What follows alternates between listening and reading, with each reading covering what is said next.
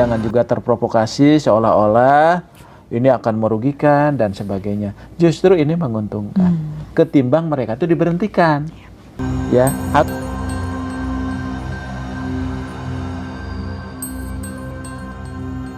Pak, karena memang sangat simpang siur tentang paruh waktu, yang memang sepertinya banyak orang-orang yang belum paham gitu paruh waktu ini bagaimana. Isunya kan paruh waktu itu jam kerjanya full tapi gajinya separuh. Tapi ada juga yang bilang kerjanya setengah hari gajinya full gitu. Wah enak banget kalau gitu, atau bagaimana gitu? Apa benar seperti itu? Bisa atau bagaimana? Paruh waktu semua ya. Iya. Jadi waktu. Gini, konsep paruh waktu itu sebetulnya muncul ketika ada komitmen kita. Pertama, tidak boleh ada PHK massal. Kedua, tidak boleh ada yang dirugikan ya. Kemudian jangan ada penurunan penghasilan dan sebagainya. Tapi di sisi lain, formasi kita dan anggaran Pemda ini misalnya nggak ada uangnya, ya gitu ya. Nah itulah kita harus cari jalan tengah ya. Kita ini bisa saja mencari istilah yang lain. Tapi kalau kita cari istilah yang lain, ya itu akan beda konsepnya, mereka merasa tidak menjadi ASN. Tapi kalau kita gunakan P3K, maka dia pun tidak akan dapat penghasilan sebagaimana P3K. Ada gaji pokok, ada tunjangan melekat, dan ada tunjangan kinerja. Tapi kalau untuk bayar tiga-tiganya nggak mungkin nih. Tapi kalau dibayarin semua, kita nggak akan sanggup untuk mengangkat mereka. Akhirnya muncul apa ya, jalan tengahnya, oke lah P3K, tapi P3K paruh waktu itu tidak disebut di undang-undang. Di undang-undang itu P3K, maka tidak ada juga istilah P3K penuh waktu. Jadi P3K aja ini kita sebutkanlah istilah P3K paruh waktu, supaya pertama masih muncul nomenklatur P3K-nya. Oh, saya walaupun paruh waktu saya P3K nih. Yang kedua, oh saya tidak diberhentikan. Ya, tetap. Dan saya tidak ada penurunan penghasilan. Karena kenapa? Ketika saya jadi paruh waktu, maka saya akan dibayar dengan anggaran yang ada saat ini. Saya misalnya jadi guru, kemudian saya dibayar 1 juta, 1 juta itulah dia dibayar. Tapi dia sudah dilekatkan ketika dia mendaftar, kemudian ikut seleksi, gitu ya. Luluslah ternyata formasinya nggak ada, maka dia jadi paruh waktu. Nah jam kerjanya gimana kan gitu? Jam kerjanya itu nanti kita akan serahkan kepada pengaturan instansi masing-masing. Karena yang tahu bahwa mereka itu harus bekerja penuh atau tidak, itu tergantung dari apa? Kontrak kerjanya. Karena kan P3K itu basisnya kontrak. Ya, di kontrak itu disebutkan aja dia akan bekerja kapan gitu ya. Jadi artinya nanti instansi akan kita berikan ruang untuk mengatur jam kerja bagi mereka yang paruh waktu. Nah, oleh sebab itu, paruh waktu itu berarti dia ada kejelasan status, ya. Yang penting statusnya dulu. Bagi teman-teman ini kan yang penting statusnya, dan dia tidak diberhentikan sebagai pegawai non-ASN. Tetap bisa berlanjut. Jadi kalau ada misalnya ada orang yang tidak menerima, kami tidak mau menerima jadi paruh waktu, kami akan penuh waktu. Kalau menurut saya kita kurang bijak untuk seperti itu. Karena kenapa?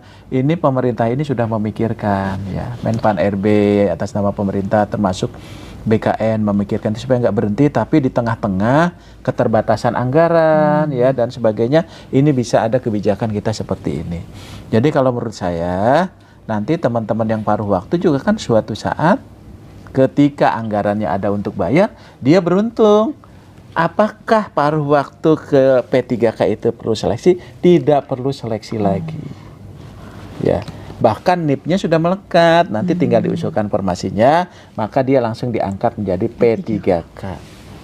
Jadi sebetulnya teman-teman tidak perlu khawatir, jangan juga terprovokasi seolah-olah ini akan merugikan dan sebagainya. Justru ini menguntungkan. Ketimbang mereka itu diberhentikan. Ya, harusnya kan diberhentikan. Karena kenapa harus diberhentikan? Anggaran nggak ada, ya kan, formasi nggak ada. Tapi saat ini, ya, Bu Menteri dengan kebijakan beliau ini ingin mereka tetap kita selamatkan. Tapi caranya ini dulu ya. Jadi paruh waktu itu adalah jabatan untuk parkir untuk masa transisi, ya. Nah setelah itu seharusnya tidak ada lagi yang paruh waktu.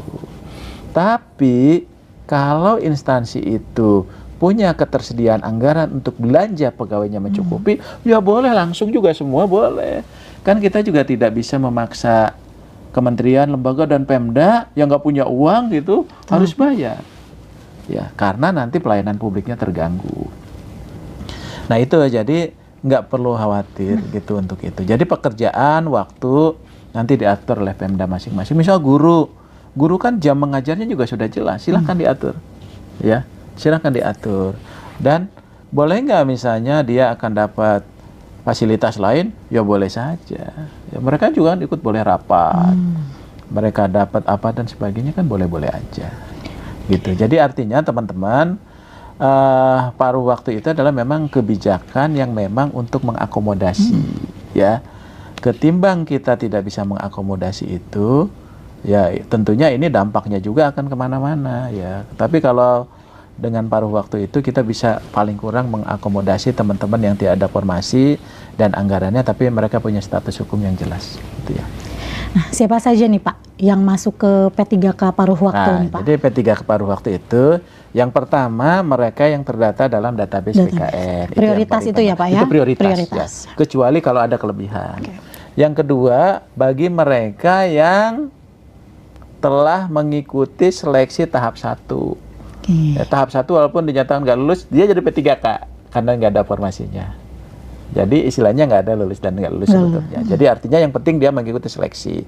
Yang ketiga adalah bagi mereka yang sudah mengikuti seleksi CPNS yang database. Tapi pertanyaannya, kalau saya bukan database, kemudian ikut seleksi CPNS, bisa nggak ikut ke tahap 2? Nggak bisa. Karena dia bukan dalam database BKN. Ini kan banyak pertanyaan, saya ini nggak bisa loh daftar tahap 2. Ya, begitu dilihat ternyata dia bukan database. Dia ikut CPNS nggak lulus, maka dia terkunci nicknya di BKN.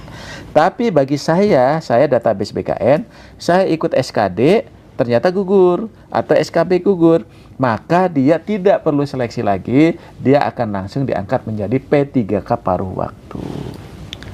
Oke, mudah-mudahan bagi saya sih cukup jelas ya Pak ya, sangat jelas. Mudah-mudahan jelas. Nah, termasuk pendaftar nih yang terakhir. Jadi yang ikut, yang dulu tidak mendaftar, kemudian ikut tahap 2, kemudian ada 100, dia ternyata 150, yang 50-nya juga tetap paruh waktu. Tapi kalau misalnya ternyata uangnya ada, ya semuanya jadi P3K. Gitu. Jadi mohon ini ya, pemahaman dan pengertian dari teman-teman semua. Kira-kira kondisi itulah yang menyebabkan tadi kebijakan pemerintah itu membuka salah satunya di paruh waktu. Itu hanya nomenklatur aja untuk bisa teman-teman gunakan dulu gitu. Tapi jenis jabatannya sama, ada guru dan tenaga kependidikan, ada tenaga teknis, dan juga ada jabatan-jabatan pelaksana. Ya, gitu.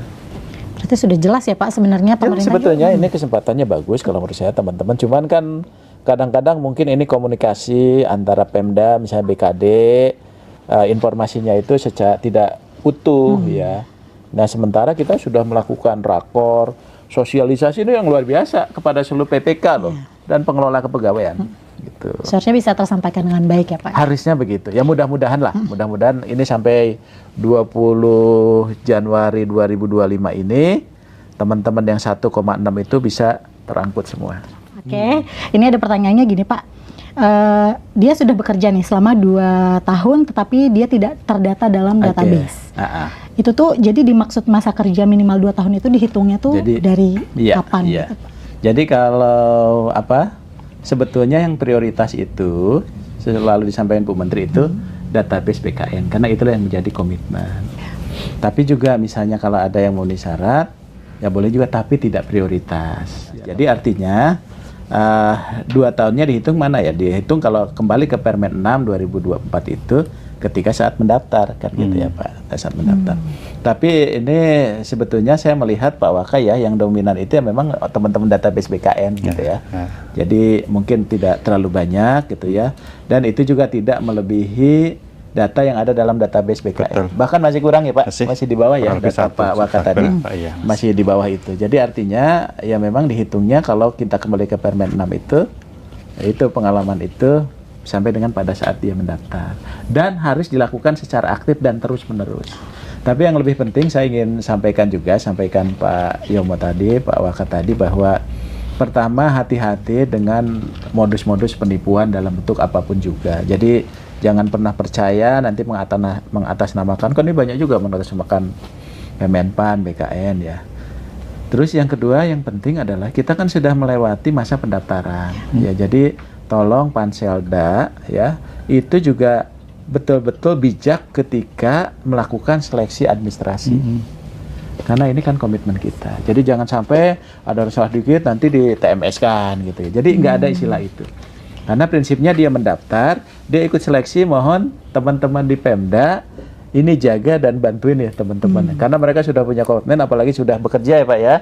Khususnya bagi mereka yang sudah terdata dalam database BKN. Jadi betul-betul nanti teman-teman ini diberikan ruang karena inilah kesempatan besar bagi mereka untuk menjadi P3K atau P3K paruh waktu supaya tetap pelayanan publik kita bisa berjalan, kemudian juga status mereka itu menjadi jelas ya. Tapi tadi kita pun sama-sama baik teman-teman pegawai ASN, baik pemerintah menjaga ini sesuai ketentuan peraturan perundangan ya Pak ya. Jadi kalau kesempatannya ini sudah cukup luas lah bagi kita ya untuk memberikan ruang.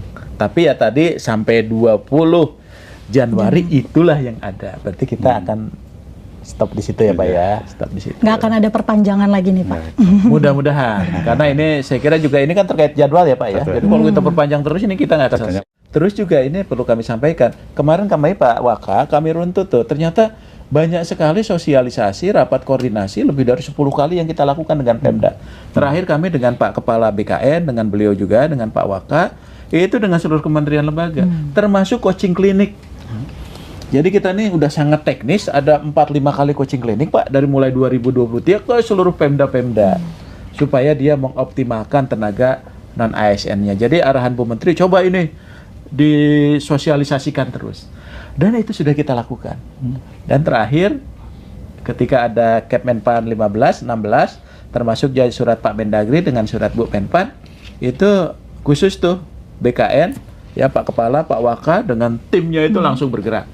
Termasuk juga Bu Menteri menyapa juga teman-teman dari Pemda itu supaya memotivasi, ayo lakukan apa namanya tata kelola ini dengan baik dan memberikan kesempatan yang seluas-luasnya.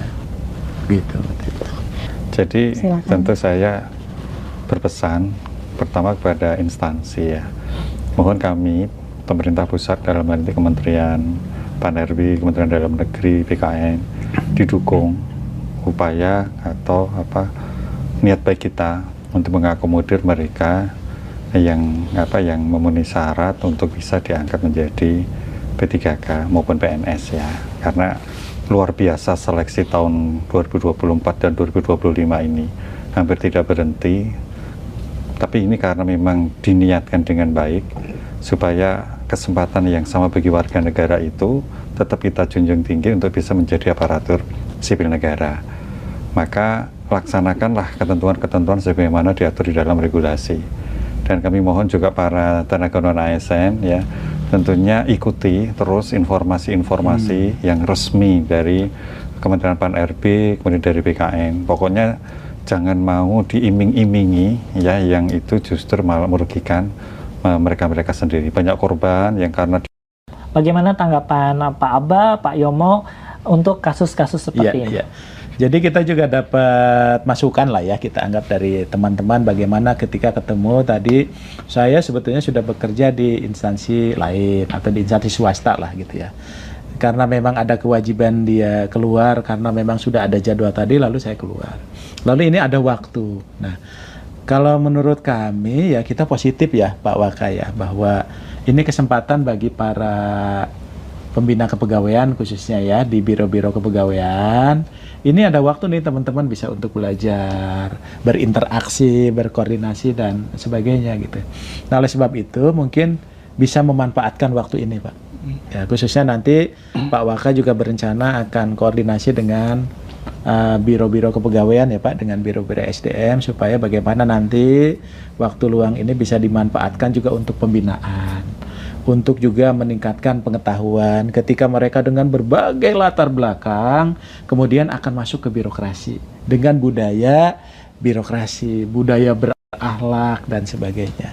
Nah itu nanti mungkin yang perlu disosialisasikan kepada teman-teman. Walaupun kami bisa memaklumi juga ya, mungkin ada juga Pak Waka yang sudah berkeluarga barangkali ya kita memaklumi juga.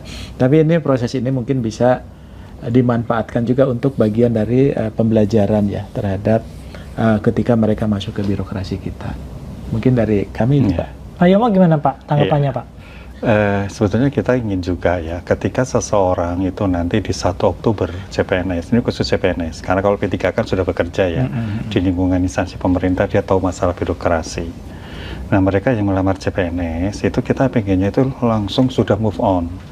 Dia yang biasanya dulu di dunia swasta itu mungkin agak berbeda, maka sambil menunggu 1 Oktober itu diberikan pembekalan.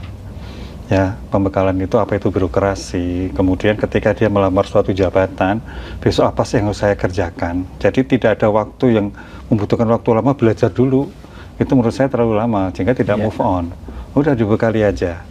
Ketika saudara-saudara akan melamar jabatan ini, yang selama ini mungkin masih belum punya bayangan, apa sih nanti ketika saya masuk, saya mau ngapain. Nah ini kesempatan instansi untuk memberikan masukan, pembekalan. Ini loh sebetulnya kalau kamu nanti diangkat, apa yang kamu lakukan.